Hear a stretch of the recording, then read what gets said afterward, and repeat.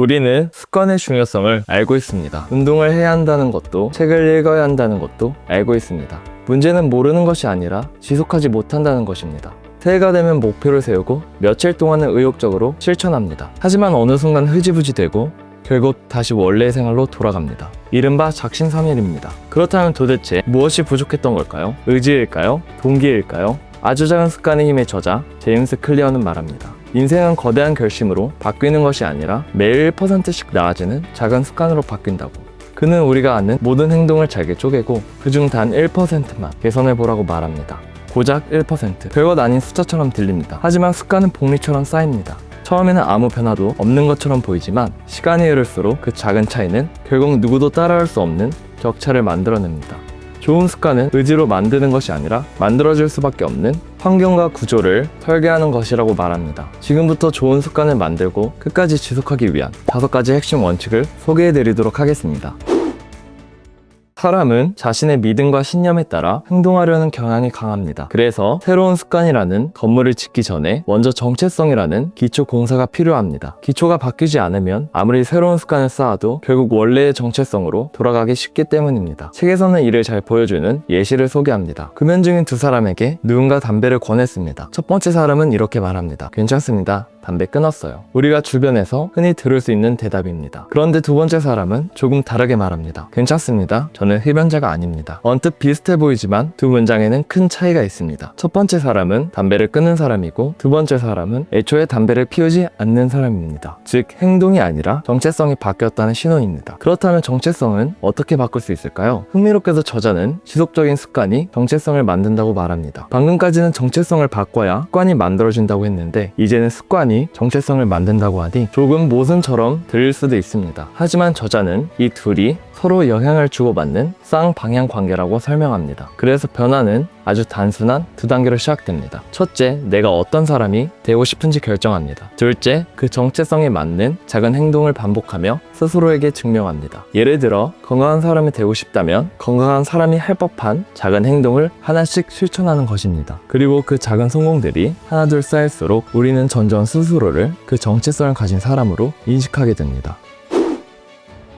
행동은 결코 단독으로 일어나지 않습니다. 하나의 행동은 다음 행동을 부르는 신호가 됩니다. 그래서 새로운 습관을 만드는 가장 효과적인 방법 중 하나는 이미 매일 반복하고 있는 습관 위에 새로운 습관을 쌓는 것입니다. 그런데 새로운 습관을 만들기 전에 먼저 해야 할 일이 있습니다. 지금의 나를 만든 습관부터 들여다보는 것입니다. 심리학자 칼 융은 이런 말을 남겼습니다. 무의식을 의식으로 만들기 전까지 무의식은 당신의 삶을 이끌 것이며 당신은 그것을 운명이라 부를 것이다. 우리가 어떤 행동을 반복하면 뇌는 더 이상 의식적으로 생각하지 않아도 그 행동을 수행할 수 있도록 자동화합니다. 이렇게 무의식 속에 자리 잡은 행동이 바로 습관입니다. 그렇기 때문에 저자는 먼저 자신의 습관을 객관적으로 파악하라고 말합니다. 방법은 간단합니다. 하루 동안 반복하는 행동들을 모두 적어보고 습관 점수표를 만드는 것입니다. 좋은 습관에는 플러스, 나쁜 습관에는 마이너스, 좋지도 나쁘지도 않은 습관에는 등호를 표시합니다. 이 과정을 통해 현재의 습관을 인식했다면 이제 그 위에 새로운 습관을 쌓습니다. 현재의 습관을 하고 나서 새로운 습관을 한다.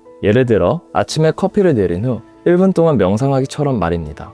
여기서 중요한 점이 두 가지 있습니다. 첫째, 언제 어디서 행동할지 미리 정하는 것입니다. 시간과 장소는 습관을 촉발하는 가장 강력한 신호이기 때문입니다. 둘째, 최대한 구체적이고 명확하게 계획하는 것입니다. 예를 들어 점심시간에는 푸시업을 해야지 보다는 점심을 먹고 노트북을 닫은 직후 책상 앞에서 푸시업 10개를 한다처럼 행동이 시작되는 순간까지 구체적으로 정해두는 것이 훨씬 실행하기 쉽습니다.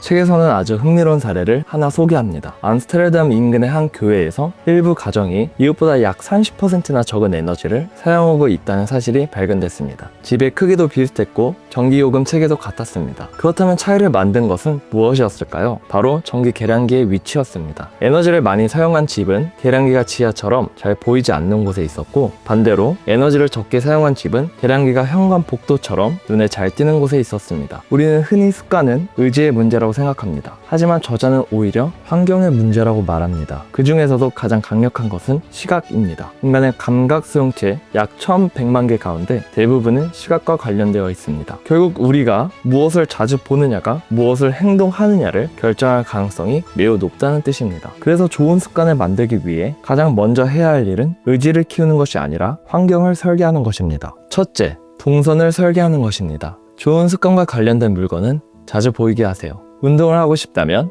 운동복과 신발을 현관 앞에 두고, 책을 읽고 싶다면 책을 책상 위에 올려두고, 물을 많이 마시고 싶다면 물병을 항상 시야 안에 두는 것입니다. 반대로 휴대전화를 덜 보고 싶다면 손이 가장 먼저 닿는 곳에서 치워두는 것만으로도 행동은 달라집니다. 둘째, 측정할 수 있는 장치를 마련해 보세요. 사람은 눈으로 확인할 수 있는 변화에 강하게 반응합니다. 일상을 하나의 게임처럼 만들어 자신의 성장을 직관적이고 시각적인 지표로 확인해 보세요. 습관의 실천 여부를 기록하는 헤빗 트래커나 운동 일지처럼 작은 기록만으로도 습관은 훨씬 오래 지속됩니다. 마지막으로 가능하다면 새로운 환경에서 시작해보세요. 우리가 익숙한 공간에는 이미 익숙한 행동들이 자리 잡고 있습니다. 반대로 새로운 공간에서는 기존 습관의 영향을 덜 받기 때문에 새로운 습관을 만들기가 훨씬 쉽습니다. 새로운 카페에서 공부를 시작하거나 다른 헬스장에서 운동을 시작하는 것만으로도 행동이 달라지는 이유입니다. 새로운 환경을 만들기 어렵다면 지금 있는 공간을 새롭게 설계하면 됩니다. 우리는 생각보다 가까운 사람들의 영향을 많이 받습니다. 어린 시절을 떠올려 보면 우리는 누군가에게 배워서 행동하기보다 보고 따라하면서 행동을 익혀왔습니다. 이런 모방은 성장에서도 크게 달라지지 않습니다. 가족, 친구, 동료처럼 자주 함께하는 사람들의 말투와 가치관, 생활 방식은 어느새 우리의 기준이 됩니다. 그래서 저자는 습관을 바꾸고 싶다면 의지만 키우려 하지 말고 주변 사람부터 바꾸라고 말합니다. 가장 좋은 방법은 내가 원하는 행동이 이미 자연스럽게 이루어지는 집단에 들어가는 것입니다. 운동의 일상인 사람들과 함께하면 운동은 특별한 일이 아니라 당연한 일이 되고, 독서가 자연스러운 사람들과 함께하면 책을 읽는 것이 더 이상 의지가 필요한 행동이 아니게 됩니다. 우리가 어떤 사람들 사이에 있느냐에 따라 평범함의 기준은 달라집니다. 그리고 그 기준이 높아지는 순간 성장은 자연스럽게 시작됩니다. 우리는 흔히 행동을 바꾸는 가장 중요한 요소가 동기라고 생각합니다. 정말 원하면 하게 된다는 말도 자주 듣죠. 하지만 저자는 조금 다른 이야기를 합니다. 우리의 진짜 동기는 쉬운 일을 선택하는 것입니다. 뇌는 가능한 한 에너지를 아끼도록 설계되어 있습니다. 그래서 게으른 것이 아니라 에너지를 아끼는 방향으로 움직이는 것이 인간의 본성이라는 것입니다. 즉, 우리의 의지가 강한 일을 선택하는 것이 아니라 하기 쉬운 일을 선택합니다. 그렇다면 좋은 습관도 최대한 쉽게 시작해야 합니다. 저자는 새로운 습관을 만들 때 2분 안에 끝낼 수 있는 수준으로 시작하라고 말합니다. 책 한 권 읽기보다 한 페이지 읽기, 1시간 운동하기보다 운동복 입기. 사람들은 겨우 2분으로 무슨 변화가 생기겠냐고 생각합니다. 하지만 핵심은 2분이 아닙니다. 핵심은 그 행동을 반복할 수 있는 사람이 되는 것입니다. 습관을 만드는데 중요한 것은 시간이 아니라 반복입니다. 행동을 반복할 때마다 뇌는 그 행동과 관련된 신경회로를 조금씩 강화합니다. 우리의 뇌가 그 행동에 익숙해지는 것, 다시 말해 느낌을 찾는 과정입니다. 처음부터 완벽하려고 하지 마세요. 먼저 시작하고 계속 반복하세요. 그러면 나머지는 따라올 겁니다. 결국 습관은 거창한 행동으로 만들어지는 것이 아닙니다. 그저 시작하고 반복하는 과정에서 만들어집니다. 하지만 많은 사람들은 시작하기도 전에 더 좋은 방법을 찾느라 시간을 보냅니다. 저자는 말합니다. 준비가 미루기의 또 다른 형태가 되어서는 안 된다. 완벽한 계획을 기다리지 마세요. 무엇이든 직접 해보는 것이 변화를 만드는 첫걸음입니다. 살다 보면 습관을 지키지 못하는 날은 반드시 찾아옵니다. 한 번 걸은 것은 단지 사고일 뿐입니다. 하지만 2번 걸은 순간부터 새로운 습관이 시작됩니다.